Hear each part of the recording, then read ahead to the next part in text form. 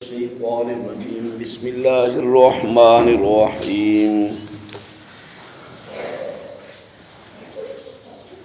وإذا ما أنزلت سورة فمنهم من يقول أيكم زادته هذه إيمانا فأما الذين آمنوا فزادتهم إيمانا وهم يستبشرون وأما الذين في قلوبهم مرض فزادتهم رجسا إلى رجسهم وماتوا وهم كافرون أولا يرون أنهم يفتنون في كل عام مرة أو مرتين ثم لا يتوبون وهم لا يذكرون وإذا ما أنزلت سورة نظر بعضهم إلى بعض هل يراكم من أحد ثم انصرفوا صرف الله قلوبهم بأنهم قوم لا يفقهون لقد جاءكم رسول من أنفسكم عزيز عليه ما عنتم حريص عليكم بالمؤمنين رؤوف رحيم فإن تولوا فقل حسبي الله لا إله إلا هو عليه توكلت وهو رب العرش العظيم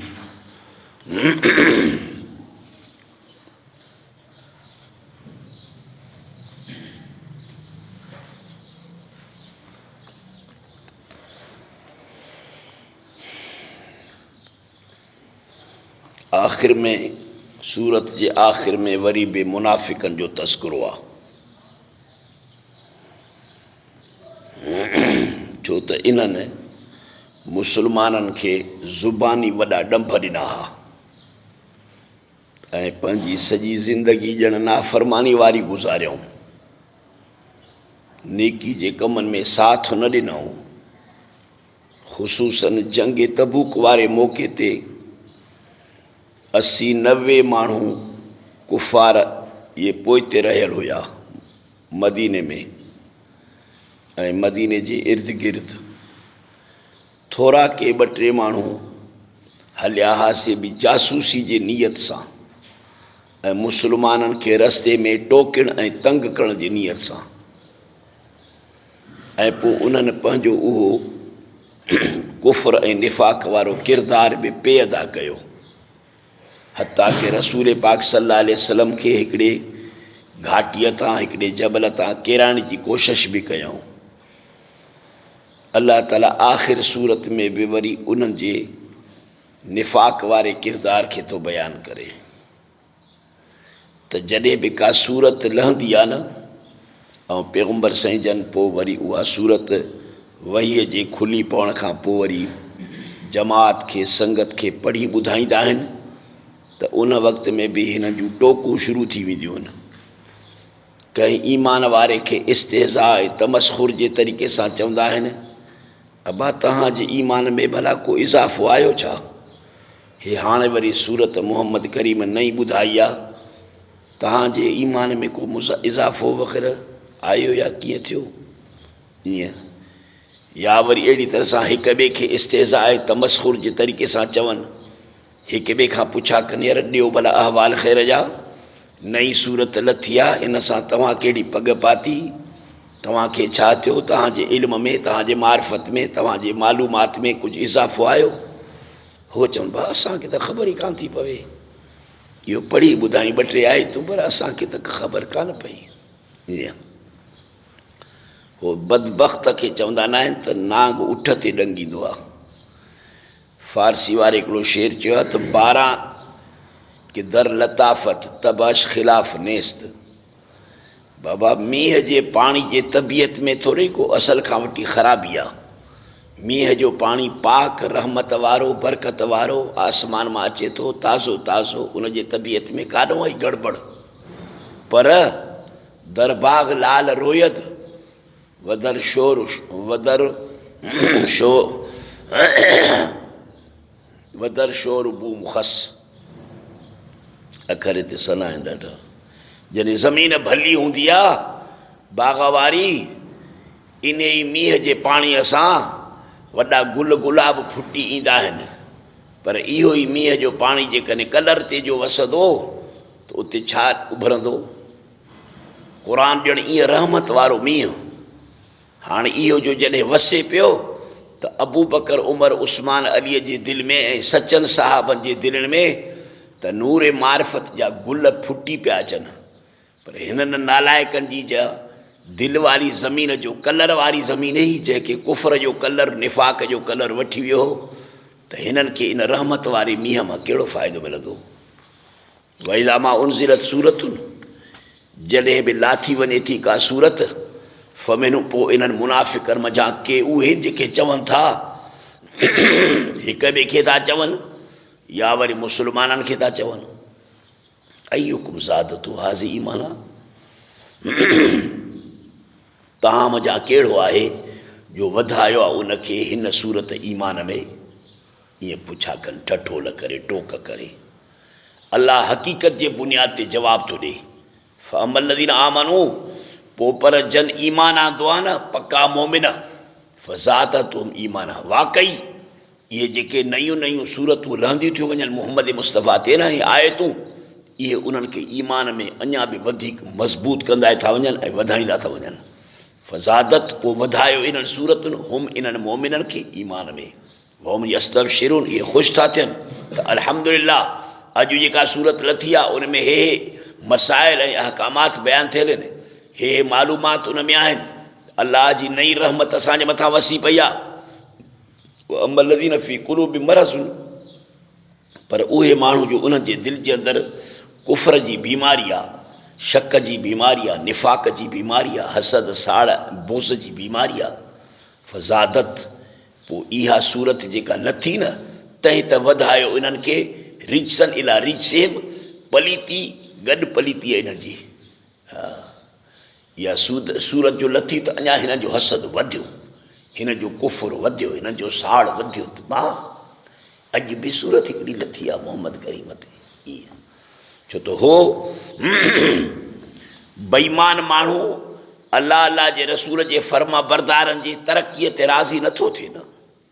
साबा जमियत वधी वई बा, उलमा वधी विया बा, वरी हाक लॻी पई आहे सॼे मुल्क में हिननि जी, हीअं थियो हीअं थियो। जीअं हेॾां इल्मी इज़ाफ़ो थींदो, अफ़रादी इज़ाफ़ो थींदो, तीअं हुननि खे ॼण हसद थींदो, तीअं पिया हो पंहिंजे गंद में वधंदा वेंदा। रिच चइबो आहे गंद खे, पलीती खे, उन में पिया वधंदा वेंदा। मातू मरी विया वहुम काफ़िरून, हालांकि इहे कुफ़र कंदड़ आहिनि, कुफ़र ते मरी विया। आख़िर नेट इन्हनि जो मौत कुफ़र ते थियो, निफ़ाक़ ते थियो।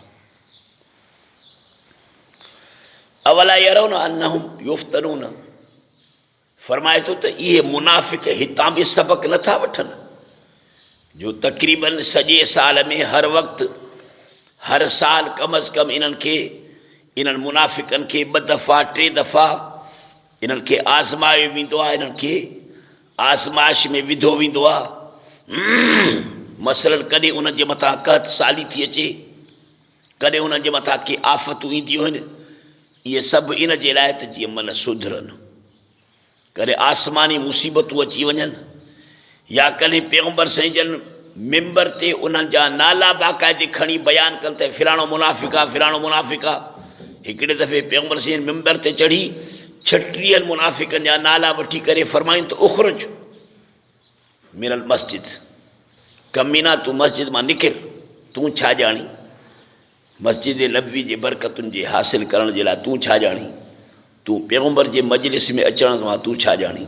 ज़लील, दिलि तुंहिंजी अंदरि तुंहिंजो पलीतो आहे, निफ़ाक़ सां भरियो पियो आहे, वरी आयो हिते असांखे ॾेखारींदो पियो त ॼण मां बि अस्सलातु वस्सलाम अलैहि या रसूल पैगम्बर जो ॼण वॾो जानसार आहियां।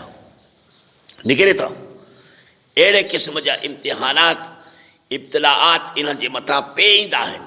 इन मरतनि या मरतनि मज़ा मुराद तकरार आहे, को हरू भरू वहदत वारी माना या इस्लानियत वारी माना मुराद न आहे। बावजूद इन जे मतिलबु त पोइ बि नथा सुधरनि, सुमलाए तूबू न सुधरनि कोन था, न गुज़िरियल ग़लतियुनि जी माफ़ी था वठनि, सुमलाए तूबू माना गुज़िरियल गुनाहनि जी बि माफ़ी नथा वठनि। वलाम यज़करू, न वरी अॻिते उन्हनि में को सुधारो अचे थो, का चङाई अचे थी। वलाम यज़करू, न वरी उहे नसीहत पकड़नि था, नसीहत पिराइनि था। न न न, कुते जो पुछ उहो ई फिॾो, सॼो साल खणी नड़ में रखोसि, सॼो क़ुरान लही दंग थियो मगर हिननि मनहूसनि जा सीना सफ़ा न थिया। ईअं ई थींदो आहे। बदबख़्त इंसान क़ुरान खे हिकु त ॿुधंदो कोन, पर जे ॿुधंदो न त बि सॼे क़ुरान जे ॿुधण जे बावजूद बि उन ई शिरक ते, कुफ़र ते, बिदत ते, शियत ते, नुहूसत ते। वैला मां उनज़िलत सूरतुनि, जॾहिं बि लाथी वेंदी आहे का सूरत न, मजलिस में जो वेठा हूंदा आहिनि न त हिक ॿिए जे तरफ़ खणी ॾिसंदा आहिनि। हू हुन ॾे ॾिसे, हू हुन ॾे ॾिसे, नज़र बाज़ु मिला बाज़ वठी ॾिसंदा आहिनि हिक ॿिए जी तरफ़। वरी हिक ॿिए जी तरफ़ ॾिसंदा कीअं न, हिक ॿिए जी तरफ़ इशारनि जे तरीक़े सां ॾिसंदा आहिनि। ॾिस ॾिस, वरी हाणे नई सूरत लथी अथसि मथां, ईअं वठी हिक ॿिए खे अखियुनि सां इशारा कनि। वरी इन अखियुनि जे इशारनि खे लिकाइनि त मतां को सचो मुस्लमान ॾिसी न वठे, हणे न मोचड़ा हली अराकुम में न हथ। वरी पुछा कनि हिक ॿिए खां, छा तव्हांखे ॾिठो कंहिं हिकिड़े मुस्लमान पके? जी न न, कंहिं कोन ॾिठो। हा बसि मिछू ॾींदा हिक ॿिए खे, अखियुनि सां इशारा, चपनि सां इशारा, ज़ुबान सां इशारा, आङिरि सां इशारा। हेॾे बरकत भरे, रहमत भरे कचहरी में, जंहिंमें पैगंबर जी ज़ात गिरामी मौजूदु, ऐं उन ते वरी अलाह जो वही पियो थो नाज़िल थिए त हिननि गॾहनि में सुधारो ई न अचे। ईअं ई थींदो आहे। ॾिसो पाकिस्तान में केॾा उलमा हिन वक़्तु मौजूदु आहिनि, केतिरा मदरसा मौजूदु आहिनि, ऐं मदरसनि जे अंदरि तुलबा कम से कम 24-25 लख माण्हू मदरसनि जे अंदरि पढ़नि था। ऐं केतिरा शेखुल हदीस, मुफ़्ती, बुज़ुर्ग, ख़ानकाहनि में ज़िक्र अज़कार वारा माण्हू, एतिरे मिठे दरिया इल्म ऐं मारिफत जे बावजूदु माण्हुनि में सुधारो आयो आहे। कहिड़ा माण्हू सुधरिया आहिनि? 12,000। कहिड़ा सही जा ॿिए इलाइक़े जा माण्हू सुधरिया आहिनि? 72 साल खां वठी जीअं उनजो मोहकारो आहे ईअं ई मोहकारो अथनि। अॼु ताईं क़ुरान खे वोट नथा ॾियनि, अॼु ताईं उलमा सां तालुक़ु नथा रखनि, अॼु ताईं मदरसनि सां वास्तो नथा रखनि। इन साॻी गंद जे हवाले पीपी त नवाज़ शरीफ़ त नवाज़ शरीफ़, इमरान त इमरान मनहूस न सुधरंदा। सुमन सरफ़ू आख़िर मजलिस मां उथी हलिया विया। सरफ़ अल्लाह कुलूबहुम, अल्लाह पाक बि फेराए छॾियो उन्हनि जे दिलनि खे त तव्हां तौहीद जे ख़ोराक मां, तव्हां सुन्नत जे ख़ोराक मां छा ॼाणो? उथी वञो गॾु। बेअनहुम क़ौमुन ला यफ़क़हून, हिन जे करे त तहक़ीक़ इहे माण्हू आहिनि बेवकूफ़, हिननि में इहा सम्झ कान्हे क़ुरान जो क़द्रु। इहे माण्हू काॾों ॼाणनि? क़द्रु गुलांदा बुलबुल जाने, क्या जाने कांव कमीना, जे हिकिड़ो शाइर शेर चयो आहे। लक़द जाअकुम रसूलुम मिन अनफुसिकुम, आख़िर में उन्हनि खे थो चयो वञे त बेअक़लो वॾे शान वारो पैगंबर मां तव्हां ॾे मोकिलियो, उहो बि तव्हां मंझां, मिन अनफुसिकुम, रसूलुनि जे मथां तनवीन खे अज़मत जी बनायो। अलबत्ता की आयो तव्हां वटि वॾे शान वारो रसूल, उहो बि मलाइकनि मां न, जिन्ननि मां न, जानवरनि मां न, वणनि ऐं पखियुनि मझां न आयो आहे। मिन अनफुसिकुम, तव्हां मंझां आयो आहे। हीउ पैगंबर साईं जे इंसानियत जो सबूत आहे त रसूलुल्लाह सल्लल्लाहु अलैहि वसल्लम जन आला क़िस्म जा इंसान हुया, अतम क़िस्म जा इंसान हुया। माण्हू इहे बिरेलवी पाण खे ॾिसंदा आहिनि, सम्झंदा आहिनि त असां इंसान आहियूं। अड़े तव्हां में असां में इंसानियत कहिड़ी आहे? इंसान जंहिंखे इंसान चइबो आहे, आला ऐं अतम इंसान, इहो त पैगंबर साईं आहे। पहिरें नंबर में वॾे में वॾो इंसान उहो त पैगंबर साईं जी ज़ात गिरामी आहे। उनखां पोइ अंबिया इंसान आहिनि, पोइ औलिया अल्लाह इंसान आहिनि, शुहदा इंसान आहिनि, नेक सालिह इंसान आहिनि जेके अल्लाह जा फर्मा बरदार आहिनि। बाक़ी तव्हां जहिड़ा इहे गॾह जेके पिया था मुल्क में चरनि, शक्ल उन्हनि जी माण्हू जी आहे, वैनुम इल्ला कल अनाम बल अज़ल। अल्लाह फरमाए त जंहिंजा अक़ीदा सही न आहिनि, जंहिंजा आमाल सही न आहिनि, इहे इन गॾह जे ॿ मंज़िले। असल इंसानियत अंबिया में रखियल आहे। जंहिं इंसानियत खे अल्लाह ताला पंहिंजे हथनि सां बनायो आदम अलैहिस्सलाम जी शक्ल में, उहा इंसानियत अंबिया में रखियल आहे न। इहा इंसानियत एॾी वॾी आहे, एॾी वॾी आहे, इन इंसानियत जी अज़मत एॾी मथे आहे जो मलाइकनि खे रब करीम उन्हनि जे ॾाढो सजदो करायो। इहा इंसानियत अंबिया में आहे न। जंहिं इंसानियत ॾाढो मलाइकनि सजदो कयो, इहा इंसानियत अंबिया में आहे। ऐं अंबिया में अफ़ज़ल रसुल, हा, समूरनि पैगंबरनि जो भले में भलो, ख़ातमुन नबियीन, सैयदुल अव्वलीन वल आख़िरीन, हज़रत मोहम्मद मुस्तफ़ा सल्लल्लाहु अलैहि वसल्लम, जंहिंजूं हिते 3-4 सिफ़तूं थियूं बयानु थियनि आयत में। इहो पैगंबर अज़ीज़ुन अलैहि मानितुम, भारी आहे, ॻोरी आहे इन नबीअ ते। मानितुम जे मां खे मस्दरी बनाए, मस्दर वारी माना कयो, तव्हांजो तकलीफ़ में पवणु, तव्हांजो तकलीफ़ में था पवो न, त इहा ॻाल्हि पैगंबर ते ॾाढी भारी थी पइजी वञे, ॻोरी थी पइजी वञे। जीअं औलाद खे मथे में सूरु पवे, बुखार थिए, या कंहिं कमकार जे लिहाज़ खां उनखे तकलीफ़ पहुचे, त पीउ माउ ईअं ॼण उन्हनि जे मथां तो इहो वज़न पइजी वञे। हा, पीउ माउ एॾा शफ़ीक़ हूंदा आहिनि जो औलाद जे थोरी तकलीफ़ खे बि पंहिंजे लाइ ॼण खीर तर पहाड़ सम्झंदा आहिनि। अलाह फरमाए त पैगंबर तव्हांजी तकलीफ़ में पवण खे पैगंबर जे मथां ईअं थो बोझ पवे जो वॾो वॾो वज़न भारी थो पइजी वञे नबीअ ते। क़ाइद जे लाइ एॾी शफ़क़त हुजणु पंहिंजे कारकुननि जे मथां ज़रूरी आहे। इहा क़ाइद जी पहिरीं सिफ़त आहे। जेको क़ाइद थिए सो उहो अज़ीज़ुन अलैहि थिए। मानितुम, तव्हांजी तकलीफ़ में पवण उनजे मथां ज़बरदस्त भारी थी पवे, माना तव्हांजे तकलीफ़ में पवण खे बर्दाश्त न करे। मुंहिंजा उम्मती तकलीफ़ में, मुंहिंजो बच्चो तकलीफ़ में, मुंहिंजा कारकुन तकलीफ़ में छो। ॿी सिफ़त हरीसुन अलैकुम, इहो पैगंबर तव्हांजे मथां ज़बरदस्त हरीस आहे, यानी तव्हांजे भलाईअ जे हासिल करण जे लाइ वॾो हरीस आहे। हीअ भलाई मुंहिंजे उम्मत खे मिले, हीअ भलाई मुंहिंजे उम्मत खे मिले, हीअ भलाई मुंहिंजे उम्मत खे मिले। जीअं शफ़ीक़ पीउ मां चवंदा आहिनि, हीअ मर्तबो बि मुंहिंजे बचे खे मिले, हीअ कमाल बि मुंहिंजे बचे खे मिले, हे नौकिरी बि मुंहिंजे पुट खे मिले, हे पैसो बि मुंहिंजे पुट खे मिले, हीअ चङाई बि मुंहिंजे पुट खे मिले। हर क़िस्म जे ख़ैर बरकत खे ढोए वेठो पंहिंजे औलाद जे हज में विझंदो न। इहा नबी जी सिफ़त आहे असुल में हरीस। नबी हरीस आहे त तव्हां कमाल ते पहुचो, नबी हरीस आहे त तव्हां जन्नत में पहुचो, नबी हरीस आहे त तव्हां अलाह जे मार्फत खे वञी करे पहुचो। नबी जो वॾो हिर्स आहे तव्हां ते। बिल मोमिनीन, मोमिननि ते इंतिहा जो रऊफ़ शफ़ीक़ आहे, इंतिहा जो शफ़ीक़ आहे, जो तव्हांजी थोरी तकलीफ़ खे बि ॼण उनजे दिलि में वॾो दर्द थो पैदा थी पवे। तव्हांजी थोरी तकलीफ़ ते उनजे दिलि में वॾो दर्द थो पैदा थिए, वॾो ग़म थो पैदा थिए। एॾो शफ़ीक़ आहे, एॾो रऊफ़ आहे। त क़ाइद पंहिंजे कारकुननि जे लाइ सरापा शफ़क़त रहमत हुजे, हिकु सिफ़त इहा थी। कारकुननि जे लाइ क़ाइद, कारकुननि जे फलाह ऐं बहबूद जे मुतालिक़ ख़ैर ख़्वाही उन जे दिलि में भरियल हुजे। कारकुननि जे सिलसिले में क़ाइद जे दिलि में हर तकलीफ़ ॼण वॾो दर्द ग़म बणिजी वञे त पोइ इहो क़ाइदो आहे। क़ियादत जे लाइ मतिलबु त इहे टई सिफ़ात ज़रूरी आहिनि।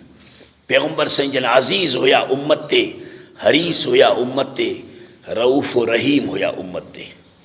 फ़इन तवल्लव, पोइ बावजूदि एॾे रहमत जे ख़ज़ाने जी, जो पैगंबर तूं रहमत जो ख़ज़ानो ई, तुंहिंजे रहमत जे ख़ज़ाने जे हूंदे बि जेकॾहिं इहे फिरी विया न, त तुंहिंजी तवक्कल अलाह ते हुजे। न भाइजाए त कंहिं 4 माण्हू जो मुखालिफ़ थी पिया आहिनि त हाणे मुंहिंजो अलाए छा हाल थींदो। न न न, तूं फिलफोर हीअं चओ त हस्बी अल्लाह, तूं चओ त हस्बी अल्लाह, मूंखे अल्लाह काफ़ी आहे। ला इलाह, न आहे काई ताक़त दुनिया में मौजूदु, न आहे कोई इबादत जे लाइक़ इल्ला हू, मगर इहो हिकु अल्लाह। अलैहि तवक्कल तूं, इन अल्लाह ते ई मूं तवक्कल कयो आहे। वहुव रब्बुल अर्शिल अज़ीम, इहो अल्लाह को मामूली हस्ती न आहे, अर्श अज़ीम जो बि मालिक आहे, वॾे अर्श जो मालिक आहे। जंहिं अर्श जे आॾो ई सॼी दुनिया ईअं आहे जीअं 1000 मैल जो लको धक पट हुजे, ऐं पोइ उन में हिकिड़े छले खे उछलायो, मुंडी आंगुर मां कढी उन में उछलायो। इहा मुंडी केतिरी जॻह वारी आहे ऐं इन मुंडीअ जे करे केतिरी जॻह खुटी पई, केतिरा मेल खुटी पिया। हाणे इन हज़ारनि मेलनि वारे पट मां छा खुटो, कुझु कोन। अल्लाह जो अर्श पूरी काइनात जे मुक़ाबले में एॾो वॾो वॾो जहान आहे जंहिंजे आॾो बाक़ी सॼो जहान ॼण मुंडीअ जी जाइ जे मिसल आहे। एॾे वॾे अर्श जो इहो मालिक आहे। इन ते जॾहिं तुंहिंजी तवकल थींदी त पोइ बाक़ी कहिड़ी ताक़त आहे जेका तोखे तंग कंदी या तोसां मुक़ाबिलो कंदी? न न न इन वॾे ताक़त जे मथां तुंहिंजो तवकल हुजे, इन वॾे अर्श अज़ीम जे रब ते तुंहिंजी तवकल हुजे। अॼु हिन दर्स खे हिते बंदि था कयूं। इंशाअल्लाह वरी शवाल में 10-15 तारीख़ शवाल जे ते वरी पोइ दर्स शुरू थींदो। फ़िलहाल हिते सूरह तौबा पूरी थी, दर्स बि हिते पूरो थियो। छो त सूरह यूनुस खे जेकॾहिं शुरू कंदासीं त पोइ वरी इन में 11 रुकू आहिनि। 11 रुकू वरी मता पूरा न बि थी सघनि। मूंखे बि मसरूफ़ियतूं आहिनि। बसि हिते दुआ इख़्तिताम था कयूं। फ़िलहाल ज़िंदगी बाक़ी त वरी पोइ इंशाअल्लाह दर्स हलंदो शवाल जे महीने में इंशाअल्लाह। अल्लाहुम्मा अग़फ़िर लना ज़ुनूबना वग़फ़िर लना सय्यिअतना रब्बना आतिना फ़िद्दुनिया हसना व फ़िल आख़िरति हसना व क़िना अज़ाबन्नार। अल्लाहुम्मा सह्हिल लना उमूर दीनिना व दुनियाना व आख़िरतिना। अल्लाहुम्मा यस्सिर लना उमूर दीनिना व दुनियाना व आख़िरतिना। अबू दाऊद में रिवायत ईंदी आहे त जेको माण्हू सुबुह शाम 7 दफ़ा हिन आयत खे पढ़ंदो हस्बी अल्लाह खां, हस्बी अल्लाहु ला इलाहा इल्ला हू अलैहि तवक्कलतु व हुव रब्बुल अर्शिल अज़ीम, उन जी जेका बि जाइज़ मुराद हूंदी उहा पूरी थींदी। उन ते जेका बि तकलीफ़ आयल हूंदी अल्लाह पाक उन तकलीफ़ खे टारींदो। 7 दफ़ा सुबुह जो पढ़े, 7 दफ़ा शाम जो पढ़े, रोज़ानो आदत करे। अल्लाहुम्मा अग़फ़िर लना वरहमना अंत मौलाना फंसुरना अलल क़ौमिल काफ़िरीन। तंहिं करे जेके दर्स ते वेठा हो तालिब, तव्हां समूरनि खे थो चवां त हस्बी अल्लाहु ला इलाहा इल्ला हू अलैहि तवक्कलतु व हुव रब्बुल अर्शिल अज़ीम, इन खे सुबुह जो 7 दफ़ा पढ़ंदा कजो ऐं शाम ते बि 7 दफ़ा पढ़ंदा कजो त रब करीम असां ते जेका हीअ मुसीबत लेटी पई आहे उनखे टारे। हीअ जेका असांजे मथां फितनो आयल आहे उन फितने खे अल्लाह ताला परे करे, मदरसे जे ज़मीन खे मिल्कियत खे महफ़ूज़ करे। अल्लाह ताला असांखे महफ़ूज़ रखे, असांजे इदारे खे महफ़ूज़ रखे, असांजे तालीमनि में बरकत फ़रमाए, तुलबा में बरकत फ़रमाए, अख़लाक़ में, आदात में, किरदार में बरकत फ़रमाए। असांजी अल्लाह ताला हिफ़ाज़त फ़रमाए, असांजे मदरसे जी मिल्कियतुनि जी हिफ़ाज़त फ़रमाए। अल्लाह ताला हरीसनि खे ॿी जाइ ताईं ड्रव ॾियारे, उन्हनि जा हिर्स ॿी जाइ ताईं पूरो करे। अल्लाह ताला असांजी हिफ़ाज़त फ़रमाए। अल्लाहुम्मा सल्लि अला सय्यदना मौलाना मुहम्मद नबील उम्मी व अला आलिहि व सहबिहि व बारिक वसल्लम। ला इलाहा इल्लल्लाह।